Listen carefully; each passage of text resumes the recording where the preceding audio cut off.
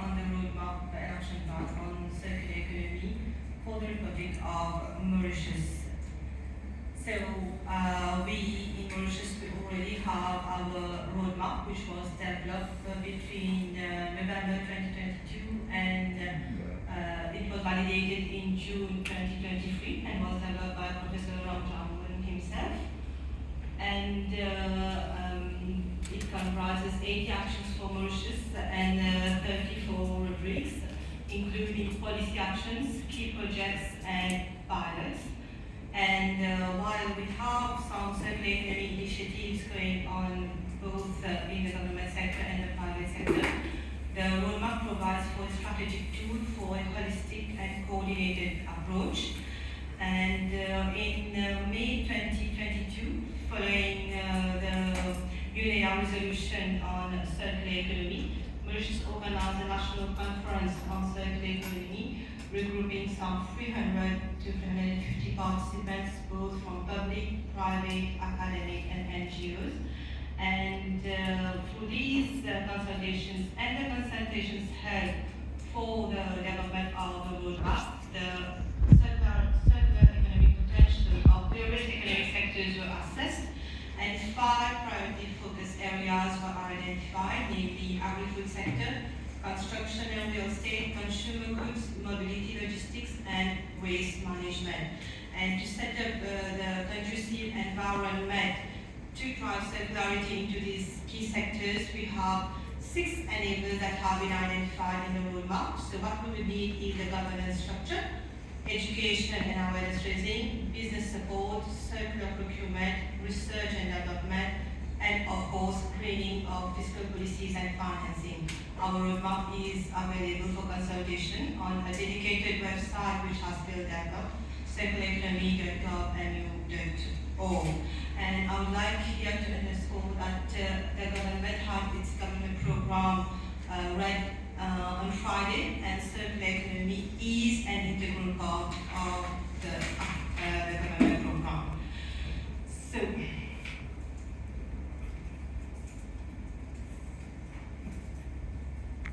So now that we have our roadmap and it has been duly approved, we have of course embarked on its implementation. So as it has been highlighted in the morning, the first thing that we will need the governance structure, and this has been successfully set up. And we have 6 dedicated circular economy platforms, 5 for the priority focus areas and 1 on the enablers. And the private sector is on the board of these circular economy platforms, with them co-chairing 2 of them. And of course we have the steering committee, which is chaired by the government sector and the private sector.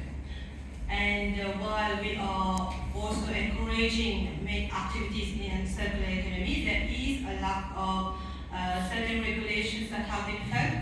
So there are legal frameworks which are existing and which have circular economy integrated into them. So the legal framework for the Ministry of Environment has been reviewed. So we have a new Environment Act 2024, and circular economy is also embedded in our Waste Management and Resource Recovery Act 2023. So on the financial side, the budget already incorporates components on circular economy. We have a sustainable public procurement plan being developed at the Public Policy Procurement Office, but this one is more focused on the construction sector. Some ongoing incentives on PET, on accepted producer responsibility for electronic and electric waste, and the importation of tires. We have also another project ongoing at the Ministry of Finance, which will lead to the development of a national green taxonomy, where private sector will criteria for the private sector financing will be defined. As part of our sensitization strategy, we have had 2 what we call for anti-gaspillage to enhance public knowledge. We have developed video clips, and we have, as I mentioned, the dedicated website. On the private sector initiatives, we have a what we call Groupe des Entrepreneurs, which has been developed by Business Mauritius and the AMM, Association for Mauritius Manufacturers, where there are regular meetings where the private sector, including some participation from the government sector, also to take note of what is going on in the private sector, what are the new business avenues that are being explored. It is also a platform where new startups have the opportunity to come and share what they plan to do in circular economy businesses. Ongoing initiatives that are well established. We have in the construction sector, we have development of recycled products which are already ongoing. Now we have UBP who has embarked on the construction and demolition waste, and we have our colleague here who has developed a digital platform to allow for the sharing, buying of construction materials, tradition. And on the agri-food sector, we have NGO who is well established, food-wise, who is engaged in the redistribution of surplus foods, so it's a means of avoiding wastage in the agri-food sector. We have Recycle, who is engaged in the recycling of paper and carton. And I would like to share with you that they have met the quota needed for the national scale, so now we don't need to import these commodities, so they are already doing a good job. So they are producing egg trays and craft paper. And we have BIM who is well engaged on the recycling of plastic materials. So our future endeavors, we are happy that we have the support of the European Union once again, who will be providing us with support of 3.5 million euros to develop the enabling framework for Mauritius. So they will be supporting us to strengthen what we have already established as institutional framework. There is an opportunity to go deeper into legislation, to have a dedicated legal framework in the form of a loi anti-gaspillage, which will allow for regulations to be developed for each of these 5 focus areas. Then they will help us to develop a more strengthened communication strategy. And also, as Mrs. Lisa saying underscored this morning, there's a lack of data. So they will be developing a monitoring and communication tool for our roadmap. And all these components will also focus on the construction sector as one of the pilots amongst these 5 sectors. The project is due to start in May 2025. So as we said, we have already well embarked on some initiatives in the circular economy area. And some of the challenges that we have noticed, first one is a small economy of scale. So while there is much willingness to engage into strategies, actions, the economy of scale is quite small. So what I mentioned that we are engaged in the recycling of paper and carton, but we found that there are some missing elements and we have to import some raw materials from the Ainu Island. Regulatory framework, while like in the construction sector and even for setting new endeavors, there's a lack of regulations. For example, social enterprise, but there is Good Shop who is engaged in some initiatives, but then there's not a framework to allow for this sharing of goods, for the resale of recycled products. This is missing, and also traceability. So if I give you something from my house, so how do I know what happened to it? So there's a missing element of traceability which requires the necessary regulatory framework. Limited access to technology, as we mentioned in the morning. Now we have hybrid vehicles, we have lithium batteries, which is one of the emerging new waste materials. So how do we deal with it? There's a lack of technology to deal with these new emerging e-waste or batteries, etc.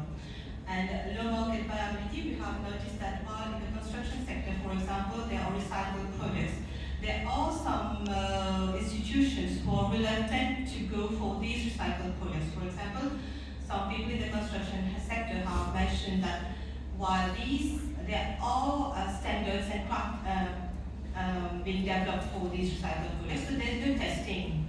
So how can they vouch for these recycled products? They are reluctant to integrate them in the construction products. Lastly, how do you view these regional strategies? So, as I mentioned,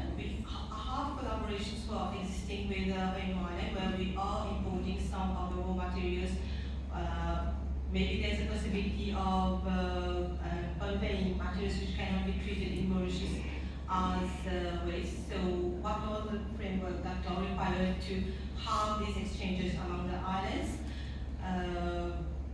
While our islands are very small and limited in technology, so is it wise to have like recycling plants in all the islands, or maybe we can consider having one focused island where the technology is concentrated there, and all the islands export their waste or their materials for recycling, upgrading, upcycling at one of the locations instead of having several technological plants set up across all the Indian Ocean islands. Data is a limitation. So for monitoring, but here I have highlighted another area where data. So if we know what is available on each island, maybe this can lead to new ventures, new innovative approaches. So for now, we don't know what is available as a waste, as a material, as a raw material in each of the islands. So how do you know that there is the economy of scale required to indulge into new ventures? And also, for capacity, it has been mentioned before that there could be a regional institute on circular economy amongst the IOC islands where we can tap into capacity building from there. And also, South Africa is one of the most successful, I would say, programs that we have participated in. It has helped both the private sector and the government sector. So maybe this is something that we can replicate, the model can be replicated among the IOC states. And last but not least, I would like to mention that we have national roadmap, we have a regional strategy coming up, and we have a continental plan, and we have an international one. So it is important that whatever we are introducing or recommending in this report, it meets all these dimensions. Thank you very much.